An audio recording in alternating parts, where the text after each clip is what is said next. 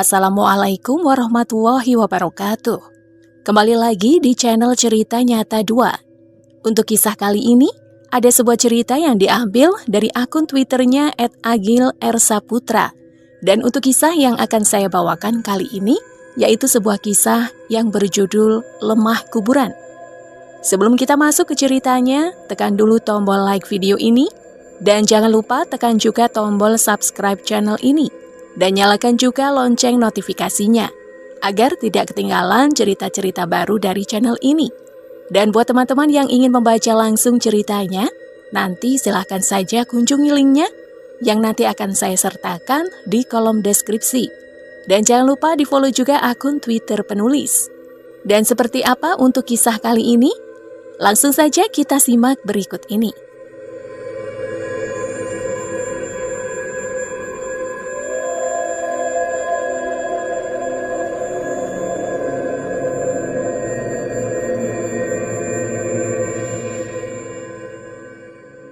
Lemah Kuburan Bab 8, Pilkades Mekarsari 1985. Pagi menjelang, Kadus Barjo terbangun dari tidurnya. Ia langsung memijit kepalanya yang pening, bersama dengan ingatan hangat tentang nenek tua yang semalam menghantuinya. Apa saya cuma mimpi ya? Batin Kadus Barjo yang menjadi bingung membedakan keadaan. Tak lama kemudian, terdengar salam dari luar. Assalamualaikum. Suara itu adalah istrinya yang baru saja datang, yang mana seketika itu membuatnya menjadi ingat kalau kemarin sore istrinya sempat pamit untuk menginap di tempat saudaranya di luar kampung karena ada acara hajatan. Oh, apa semalam yang ada di atas ranjang ini memang dedemit ya? Batin Kadus Barjo yang langsung beranjak keluar dari kamarnya. Sang istri memandangnya dengan heran, alisnya mengkerut seraya berkata, "Sampean itu habis ngapain? Kok bajunya kotor semua begitu?" Tanya sang istri yang melihat baju Kadus Barjo yang berwarna putih itu penuh dengan lumpur yang mengering. Kadus Barjo tampak bingung menyadari itu. Ia yang setelah itu hendak merangkai kata-kata untuk menanggapi, mendadak dibuat urung oleh kedatangan Pak Carik Sukmo yang tiba-tiba tergopoh masuk ke dalam rumahnya. Tetangga sebelah rumahnya itu tampak panik mengabarkan sesuatu yang ia temukan di teras rumahnya. "Saya sepertinya sudah ikut terseret, Kang," ucap Pak Sukmo yang setelah itu mengajak Kadus Barjo untuk keluar dan melihat sesuatu yang ia temukan pagi ini. Apalagi kalau bukan ceceran tanah yang berbau minyak mayat itu. Melihatnya, Kadus Barjo hanya menghela nafas dan segera menyuruh Pak Sukmo untuk mengepel lantai teras rumahnya dengan air kelapa hijau. "Sudah, itu dibersihkan saja, terus dipel dengan air kelapa hijau. Sudah saatnya sampean ikut saya ke Pak Lurah," kata Kadus Barjo kepada Pak Sukmo. Entah kapan tanah kuburan itu disebar, yang jelas asumsinya kemungkinan itu dilakukan selepas pukul 2 dini hari. Mengingat sebelum itu, Kadus Barjo, Pak Sukmo, dan istrinya sempat mengobrol hingga kemunculan sosok nenek tua yang akhirnya membuyarkan pembicaraan mereka di teras rumah Pak Sukmo itu. "Seumur hidup, baru semalam saya melihat demit, Mbak Yu," ucap istri Pak Sukmo kepada istri Kadus Barjo dalam obrolan teras pagi itu. Yang mau tak mau berlanjut dengan kilasan cerita tentang perwujudan sosok nenek tua yang terlihat semalam. Pembicaraan pagi itu menjadi cukup serius dan berakhir dengan konklusi bahwa kemungkinan yang sekarang diincar bertambah satu lagi, yaitu Pak Sukmo dan keluarganya. Pagi pun berganti siang. Orang-orang penting dari kubu Lurah Pawiro kini kembali berkumpul. Mbah Gotro, Pak Karim, Pak Warso, Mbah Suyuti, para kadus-kadus, dan Pak Sukmo kini tampak duduk bersama di ruangan utama. Hampir semua orang yang ada di situ datang dengan membawa keresahan yang sama, yaitu tentang ceceran tanah kuburan yang kini kembali mereka temukan di depan rumahnya. Gangguan yang mereka alami juga cukup beragam, dari penyakit yang tiba-tiba datang dan juga teror lelembut yang berpurwarupa. Pak Karim contohnya, ayah dari Kang Kuriman itu terlihat menyingkap lengan bajunya dan memperlihatkan ruam lebam yang muncul di lengannya. Hampir persis seperti apa yang terjadi kepada anak Kang Saleh tempo hari. Saya itu semalam ketindihan, mimpi dinaiki oleh hantu wewe yang tingginya 2 meter. Terus bangun-bangun sudah seperti ini, kata Pak Karim yang kini juga membuka kancing kemejanya dan memperlihatkan sebagian dadanya yang ternyata juga penuh dengan ruam lebam itu. Yang terjadi kepada Mbah Kotro juga tidak kalah aneh. Ia mulai menyadari dan mengaku selama ini kalau sedang berada di rumah, rasanya hanya ingin marah-marah saja. Puncaknya adalah tadi pagi, ketika ia memarahi dan menalak cerai istrinya, hanya gara-gara tak sengaja mematahkan pipa tembakau cangklong miliknya. Entahlah, setan belang apa yang mampir di pikiranku. Untung saja saya langsung sadar setelah ditampar oleh istri. Lagian sangat tidak lucu kalau kakek nenek seperti saya ini tiba-tiba bercerai, kata Mbah Kotro yang tak acap langsung mengundang tawa kepada semua orang. Pak Sukmo segera menyela di tengah tawa, menceritakan keluhnya atas kejadian semalam bersama Kadus Barjo. Saya sekarang sepertinya sudah ikut terseret, Kang Mas, kata Pak Sukmo kepada Pak Lurah dengan wajahnya yang terlihat paling masam di antara semua orang yang berada di situ. Sebenarnya sampean tidak perlu kaget, Kang. Sampean harus ingat dengan kejadian dahulu, jawab Pak Lurah sambil mengingatkan tentang kejadian yang mungkin menjadi alasan kuat bagi Wiryo untuk menyeret Pak Sukmo dalam lingkaran permusuhan ini. Kejadian itu sudah terlalu lama, bahkan mungkin Pak Sukmo sendiri sudah melupakannya. Sekira 10 hingga 15 tahun yang lalu, Pak Sukmo kalap dan menghajar juragan Wiryo di tengah pasar hewan. Kala itu Wiryo yang belum menjadi juragan, tertangkap basah tengah menggeret sapi milik Pak Sukmo yang sudah 3 hari hilang. Saat itu Wiryo muda sudah ampun-ampun dan menjelaskan bahwa ia tidak tahu perihal sapi yang dibawanya. Ia hanya disuruh oleh temannya untuk menjualkan saja. Namun Pak Sukmo yang sudah gelap tetap saja menghajarnya. Atas kejadian itu, Wiryo sempat ditahan selama 1 bulan. Sampai akhirnya Wiryo pun dibebaskan setelah pencuri yang sebenarnya yaitu temannya tertangkap dan bersaksi bahwa Wiryo memang tidak tahu apa-apa. Wah, apa karena itu ya? Ucap Pak Sukmo seraya menganggukkan kepala yang mana langsung ditimpal oleh Kang Saleh.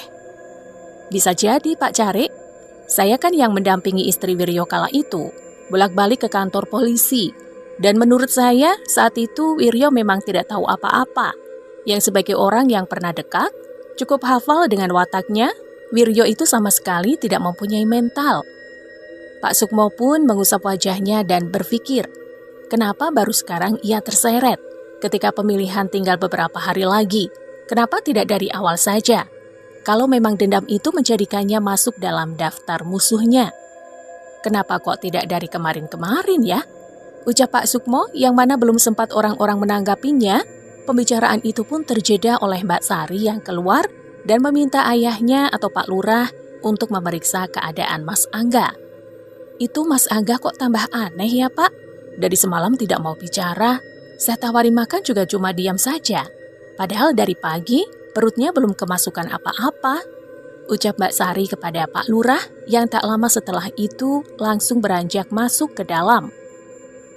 Sesampainya di dalam kamar, terlihat Mas Angga yang tubuhnya setengah merebah di atas ranjang, melamun dan menatap kosong, tak memperdulikan si kecil Dito yang berada di sebelahnya. "Ga," panggil Pak Lurah sambil mendekat. Mas Angga tak bergeming atas panggilan dari mertuanya itu, dan masih terlihat larut dalam tatapan kosongnya.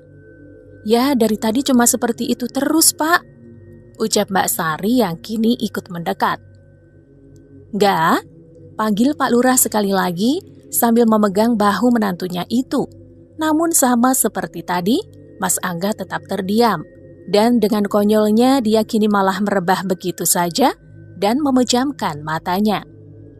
"Tidak beres kalau ini," tukas Pak Lurah yang segera keluar dan kembali lagi bersama orang-orang di ruang utama. "Bagaimana Angga?" tanya Mbah Gotro setelah Pak Lurah kembali duduk. "Aneh Mbah, ini jelas tidak beres," jawab Pak Lurah menggelengkan kepalanya. Azimat yang diberikan oleh Pak D-nya Mbok Tun atau Mbah Untung sepertinya tidak begitu membantu ya, kata Mbah Kotro setelah itu, yang mana segera ditanggapi oleh Mbah Suyuti. Mbah Suyuti berkata, bisa jadi anggapan Mbah Kotro perihal azimat itu memang benar, karena kemarin Mbah Untung juga sempat berbicara kepadanya ketika mereka berdua berada di dalam kamar. Mbah Untung berkata kepada Mbah Suyuti tentang sosok Pak Cokro, dukun yang berada di belakang Juragan Wiryo itu, yang mana orang itu menurutnya adalah salah satu dukun yang cukup kuat dan tidak bisa dianggap remeh. Dan satu-satunya orang yang mungkin bisa mengimbanginya adalah Mbah Untung sendiri. Lantas kita ini harus bagaimana? Tanggap Mbah Kotro lagi, yang mana untuk kali ini kita hanya bisa menahan Kang, agar tidak terlalu parah sampai nanti Mbah Untung kemari, jawab Mbah Suyuti sambil menjelaskan apa yang kemarin Mbah Untung amanatkan kepadanya, yaitu perihal ritual pembersihan yang akan ia laksanakan besok hari. Kenapa kok tidak sekarang saja, toh Mbah? Tanya Pak Sukmo yang baru saja masuk dalam lingkaran ini. Tidak bisa sekarang, Pak Carik. Saya harus puasa dulu sehari, sesuai dengan arahan dari Mbah Untung itu, jawab Mbah Suyuti atas pertanyaan Pak Sukmo. Tapi sampean sudah benar-benar yakin bisa melakukan itu toh Kang? Tanya Mbah Kotro kini kepada Mbah Suyuti. Insya Allah yakin Kang, pokoknya harus yakin, jawab Mbah Suyuti tegas. Pembicaraan pun terus berlanjut dan tiba pada saat Pak Lurah teringat akan sesuatu yang sedari tadi hampir lupa ia ceritakan, yaitu tentang dia yang semalam sempat memergoki si pencecer tanah kuburan itu, sempat mengejarnya dan melempar orang itu dengan golok. Kismo lagi ya Kang? Tanya Kadus Barjo menanggapi cerita itu. Bukan Kang, tubuhnya kecil kurus, kalau Kismo saya hafal. Tapi kalau ini saya benar-benar tidak kenal siapa orangnya, tak sempat juga melihat wajahnya, jawab Pak Lurah yang setelah itu pun bangkit dari tempat duduknya dan mengambil golok yang semalam sempat ia lemparkan ke orang itu. Ini tadi malam saya sempat lempar dan sepertinya mengenai punggungnya, kata Pak Lurah yang menarik golok itu dari sarungnya dan memperlihatkan bercak darah yang masih tertinggal di bilahnya. Wah, sayangnya tidak tertangkap ya, tanggap semua orang. Wah, kalau tertangkap bisa menjadi bukti, tapi larinya sangatlah kencang. Sepertinya sih anak muda. Pada akhirnya saya hanya menemukan kantong plastik yang berisi tanah kuburan itu di depan rumah, yang sepertinya memang tak sempat terbawa. Karena saya sudah terlanjur jengkel, saya kencingi saja tanah kuburan itu, ungkap Pak Lurah yang membuat semua terbelalak heran. Tapi sampean sekarang tidak apa-apa toh Mas Lurah? Tanya Mbah Kotro saat itu. Tidak apa-apa Mbah, sepertinya tidak apa-apa, semoga saja tidak apa-apa, jawab Pak Lurah yang seakan-akan mendadak menjadi agak ragu dan mulai sedikit takut setelah mendapat pertanyaan itu. Menit pun berganti seiring dengan obrolan yang terdengar semakin pakem menyoal tentang tanah kuburan itu. Tanpa mereka sadari, akan segera menyusul suatu kejadian tak wajar dan di luar nalar yang akan mereka saksikan siang itu. Semua berawal dari kedatangan Mbok Tun siang itu di rumah Pak Lurah dengan rupanya yang lelah dan gelisah. Seharusnya ia tiba di sini pagi hari seperti biasanya. Namun nampaknya untuk hari ini sepertinya ada sesuatu yang menahannya sehingga membuatnya baru bisa datang sesiang ini. Maaf Pak Lurah, kalau saya baru datang, ucap Mbok Tun kepada Pak Lurah setelah ia masuk. Tidak apa-apa Mbok, memangnya ada apa toh? Kata Pak Lurah mempertanyakan. Tidak apa-apa kok Pak Lurah, cuma suami saya itu saja yang lagi masuk angin, dan karena semua anak-anak sedang ke sawah, jadi tadi saya terpaksa menunggu dulu sampai mereka pulang, jawab Mbok Tun. Mendengar jawaban itu seketika membuat dahi semua orang mengernyit. Pikiran mereka masing-masing secara spontan tertuju pada hal ganjil yang belakangan ini terjadi. Jangan-jangan karena itulah yang mungkin ada pada batin mereka semua saat ini. Terus, Lek Trimo bagaimana sekarang? Tanggap Lurah Pawiro kembali. Ya seperti itulah, tapi tidak apa-apa kok, karena sekarang sudah ada anak-anak saya yang menunggu dan menemaninya, tukas Mbok Tun. Jawaban tidak apa-apa dari Mbok Tun tentu tak serta-merta bisa mengalihkan pikiran mereka semua untuk tidak menjurus kepada hal itu. Namun karena masih banyaknya pekerjaan yang harus Mbok Tun selesaikan saat itu, mereka pun tidak bisa menanggapi dan membicarakannya lebih jauh. "Maaf, saya ke belakang dulu ya," kata Mbok Tun yang pamit dan hendak melakukan pekerjaannya. Semua orang di ruangan itu sebenarnya sama-sama menyadari ada yang aneh dan tak biasa pada Mbok Tun. Ia terlihat gelisah, tertekan dan tak nyaman, seakan ada sesuatu yang ia coba untuk disembunyikan. Mbok Tun segera menuju dapur, menemui Bu Sundari yang tengah sibuk mengolah masakan. Ia melempar senyum tanggung kepada istri majikannya itu, dan seraya menunduk, Mbok Tun juga meminta maaf. Baru saja datang karena suaminya yang mendadak sakit. "Walah, sudah saya duga, Mbok. Pasti ada sesuatu. Ya sudah, tidak apa-apa. Sekarang tangkap ayam saja di kandang belakang buat masakan nanti malam," kata Bu Lurah Sundari. "Geh," jawab Mbok Tun yang langsung berjalan ke belakang untuk mengambil ayam di dalam kandang. Singkat cerita, menit demi menit berlalu, suara kiak ayam beberapa kali terdengar. Namun sudah hampir 30 menit, Mbok Tun tak juga kembali ke dapur. Bu Sundari yang berkali-kali memanggilnya dari jendela dapur merasa heran karena panggilannya tak direspon oleh Mbok Tun. "Kenapa sih Mbok Tun?" kata Bu Sundari yang sekali lagi kembali memanggilnya. Yang mana untuk kali ini akhirnya Mbok Tun menanggapi. Tapi apa yang keluar dari mulut Mbok Tun dalam menjawab panggilan Bu Sundari terasa sangat aneh. "Mati, mati, mati!" teriak Mbok Tun dari dalam ruangan berisi kandang itu, beriringan dengan suara ronta kiak ayam yang berkelambakan. "Astagfirullah!" sentak Bu Sundari yang mengamati dari balik jendela. Ia yang menyadari ketidakberesan itu langsung berlari menuju ruangan utama dan mencoba memberitahukan hal itu kepada suami dan orang-orang yang tengah duduk berbincang. "Mbok Tun, kenapa itu Mbok Tun?" kata Bu Sundari gugup terbata karena tak bisa menggambarkan apa yang ia rasakan. "Ada apa, Bu?" jawab Pak Lurah yang tanpa dijawab, ia langsung diseret begitu saja menuju ruang belakang oleh sang istri. Semua orang berada di ruangan itu pun turut bangkit dan mengikuti. "Ada apa sih, Bu?" tanya Pak Lurah lagi setelah beberapa tapak ia dan semua orang keluar dari pintu belakang.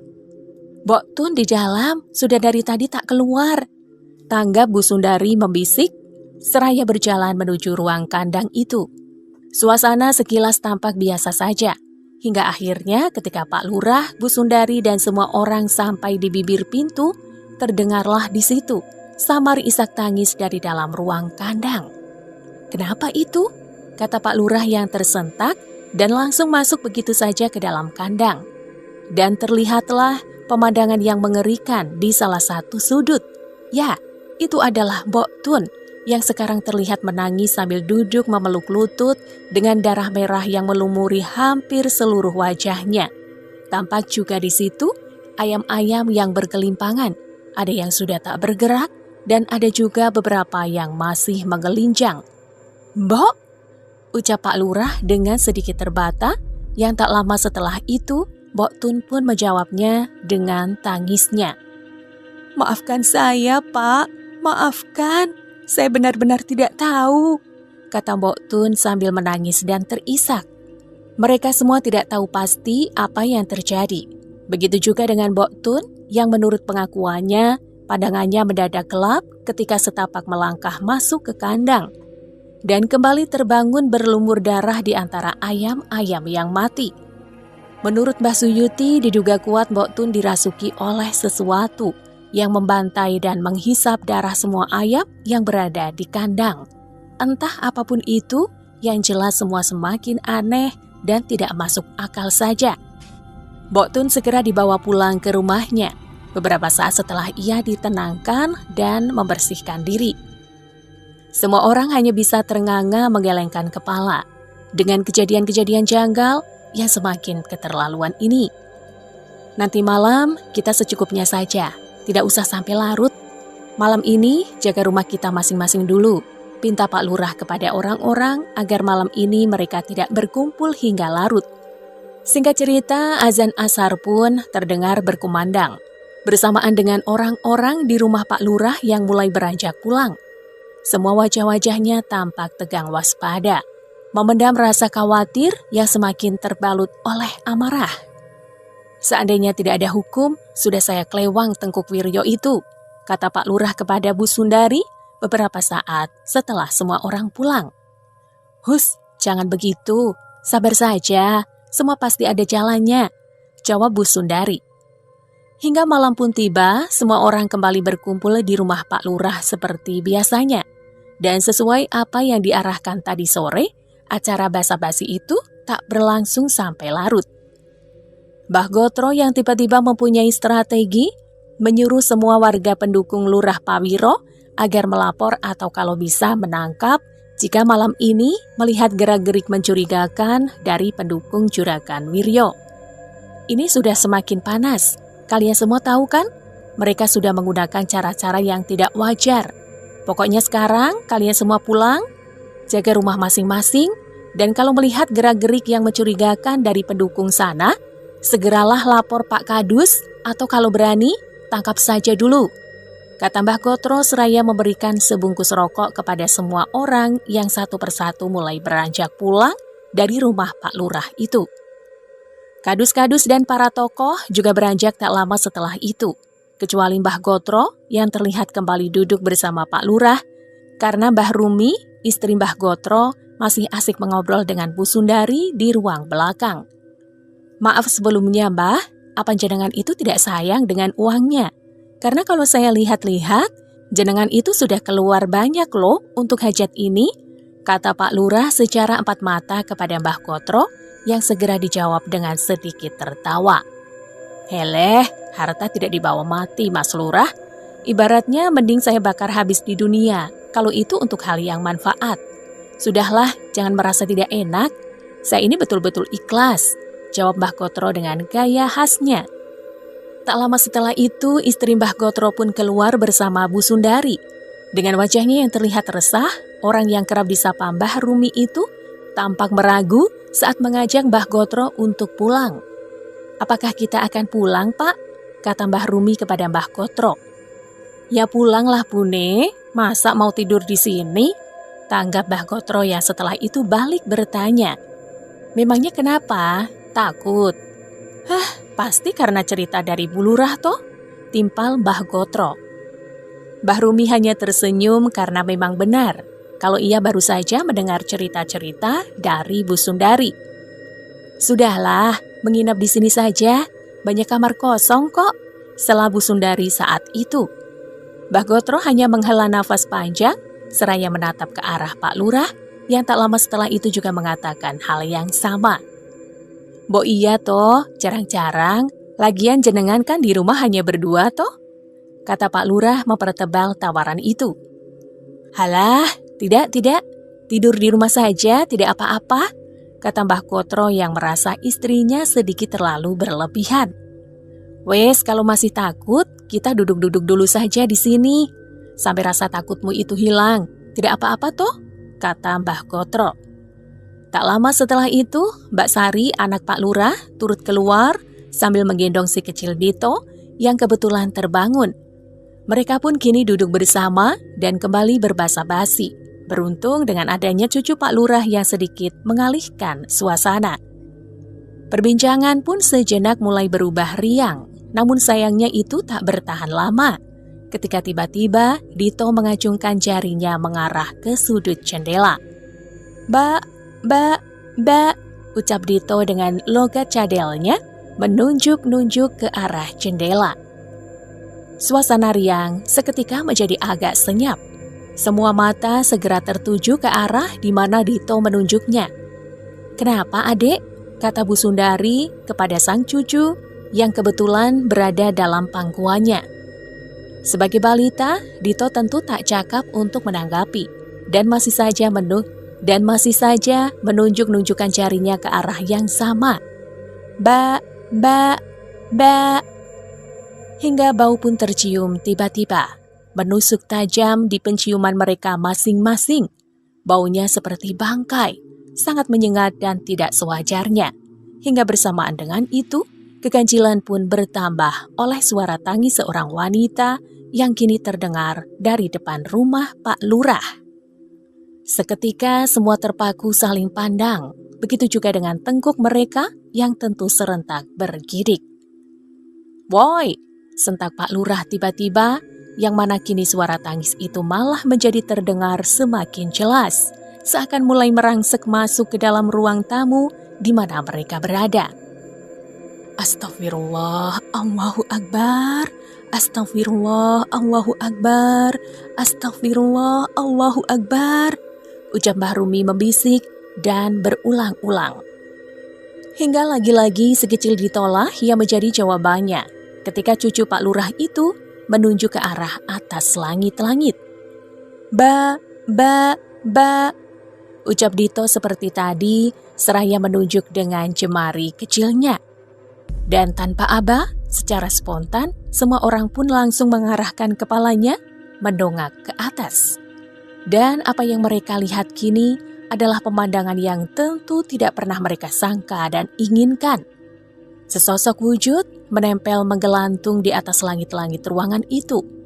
Rambutnya menjuntai ke bawah, namun tak sampai menutupi wajahnya. Dan dari sosok itulah pastinya suara tangis itu berasal. Entah apa yang menjadi maksudnya. Yang jelas mereka semua sekarang sama-sama sedang berada di dalam puncak ketakutannya. "Allahu Akbar, Allahu Akbar, Allahu Akbar," ucap Pak Lurah dengan keluh menyeret kata-katanya bersamaan dengan pandang matanya yang sepertinya sulit berpaling ke arah lain. Entah berapa lama sosok itu bertahan, yang jelas pada akhirnya wujud mengerikan itu pun menghilang, naik menembus langit-langit ruang tamu itu sambil berkata, "Tunggu saja kalian semua," kata sosok itu serak membisik sebelum menghilang. Suasana pun perlahan mulai tenang. Begitu juga dengan tangis dan bau bangkai yang seketika mendadak hilang. Mereka yang masih berada di tempat yang sama, kini hanya bisa menunduk dan tak tahu apa yang harus mereka lakukan. Lemah Kuburan bab 8 selesai di sini. Terima kasih untuk yang sudah mengikuti hingga part ini. Sampai jumpa di bab selanjutnya.